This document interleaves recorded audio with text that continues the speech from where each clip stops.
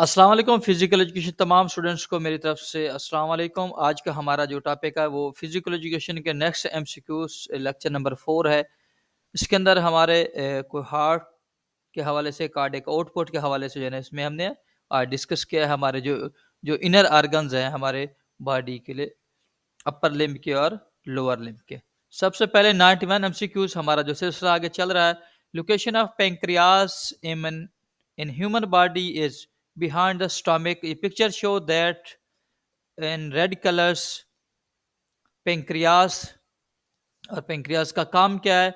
Secretion point of insulin is इंसानी जिस्म के अंदर जो इंसुलिन की जो सिक्रेशन होती है वो पेंक्रियास, जिसको हम लबलबा कहते हैं। अगर इंसुलिन बनाना लबलबा छोड़ जाए तो उस शख्स को जो है ना है शुगर का मर्ज जो है वो लाहक होता है, डायबिटीज सफर करता है वो डायबिटीज से।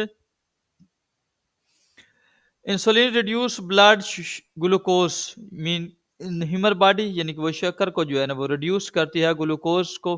अगर पहले डिस्कस कर चुके हैं कि अगर इंसुलिन हमारा लबलबा पेंक्रियाज जो है बनाना छोड़ दे तो उस शख्स को जो है ना शुगर का मर्ज जो है वो लाहक हो जाता है।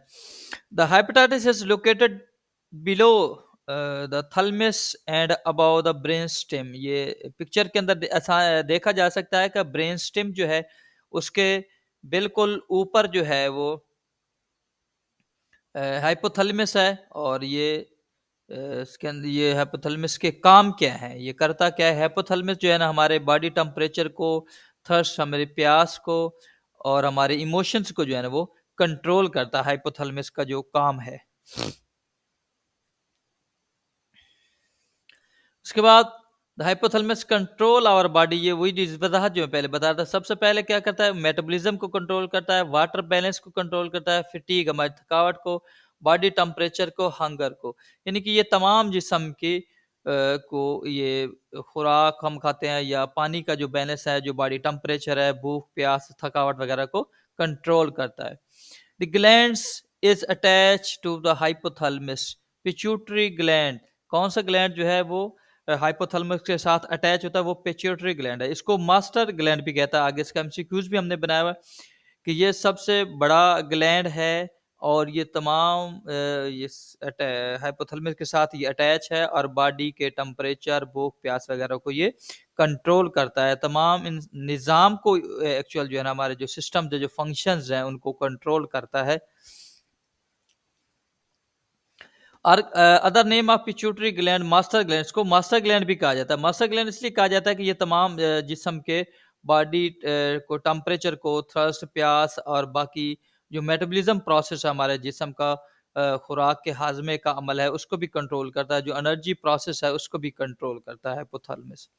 The heart is located in human body thorax, ये जो हमारे 24 रिब्स का जो ढांचा है उनके अंदर जो है ना हमारा दिल लिपटा होता है, उनके अंदर मौजूद होता है थोरस के अंदर।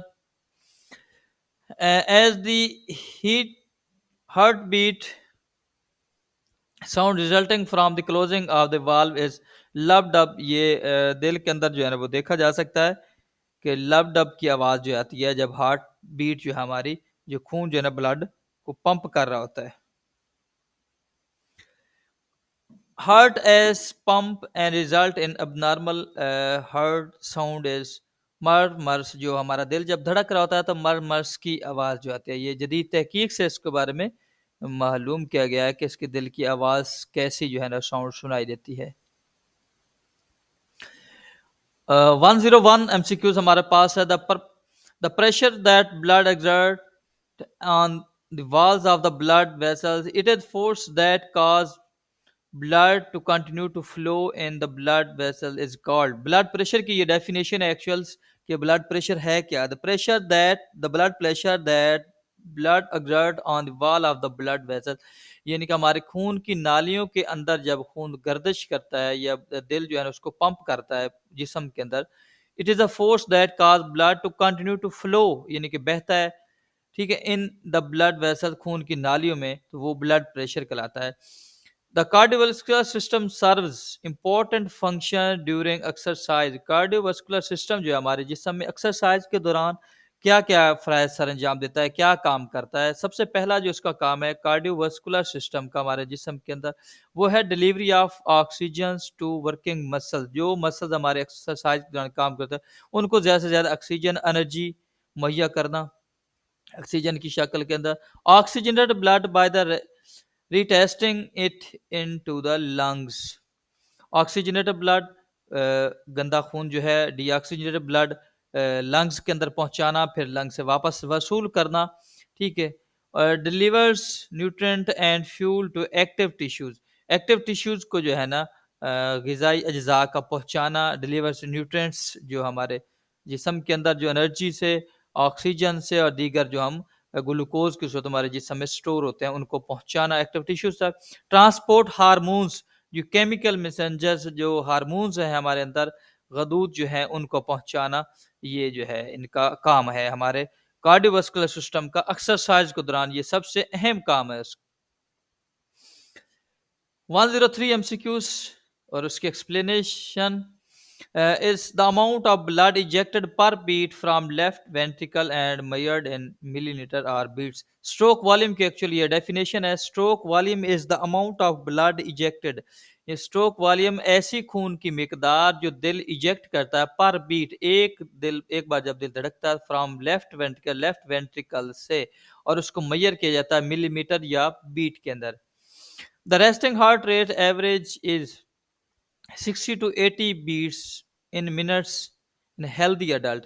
एक नौजवान के अंदर जो है ना, हेल्दी अडल्ट जो है उसके अंदर जो है ना 60 से 70 जो है ना वो रेस्टिंग हार्ट रेट जो है, जो एवरेज उसकी बीट्स होती हैं, नॉर्मल जो है वो 72 एक्चुअल जो है वो पाई जाती हैं, बीट्स जो होती हैं एक नॉर्मल इंसान के अंदर।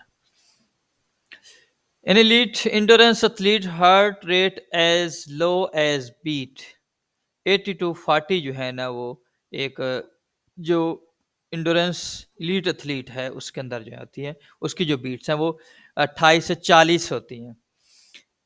It is the amount of blood pumped by the heart in 1 minute measured in litre और मिनट्स। ये कार्डियक आउटपुट की डेफिनेशन और उसकी वजाहत है, डिस्क्रिप्शन है कि कार्डियक आउटपुट खून की वो मिकदार है जो दिल पंप करता है, of the blood pumped by the heart, जो दिल जो है ना पंप जब करता है, तो इन 1 मिनट, जो 1 मिनट के अंदर दिल जो है खून पंप करता है, उस मिकदार को कार्डियक आउटपुट कहा जाता है। एट रेस्ट, दौरान आराम, 15 to 20 of circulating blood supplies in skeletal muscle during vigorous exercise increase up to 80 to 85% of cardiac output। जब हम कोई भी जिस्म जब हरकत में होता है तो उस वक्त जो हमारे स्केलेटल मसल को ब्लड सप्लाई होती है वो होती है 20 to 15, यानी कि 15 से 20% जो है circulating blood supply in skeletal muscle.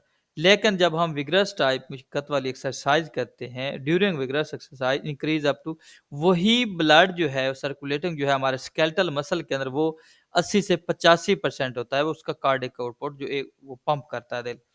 The heart mass and volume increase during exercise and cardiac muscle undergoes called hypertrophy, यानी कि हमारे दिल और उसके दीगर वेन्स आर्टरीज के साइज का बढ़ना।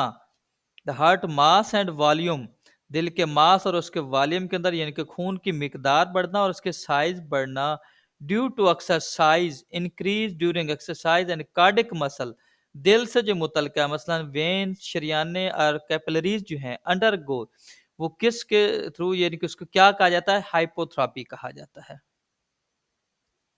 The average woman heart is 25% smaller than the average man। 25% खवातीन का दिल जो है वो छोटा होता है बनिस्बत मर्द के। A healthy range of body fat for women 20 to 25% and healthy range of body fat for men is 10 से 15% जो है ना वो मर्दों के अंदर फैट पाई जाती है और 20 से 25% जो है वो ख़वातीन के अंदर जो है ना वो फैट पाई जाती है, यानी कि 10% ख़वातीन के अंदर मर्दों की निस्बत फैट ज़्यादा होती है।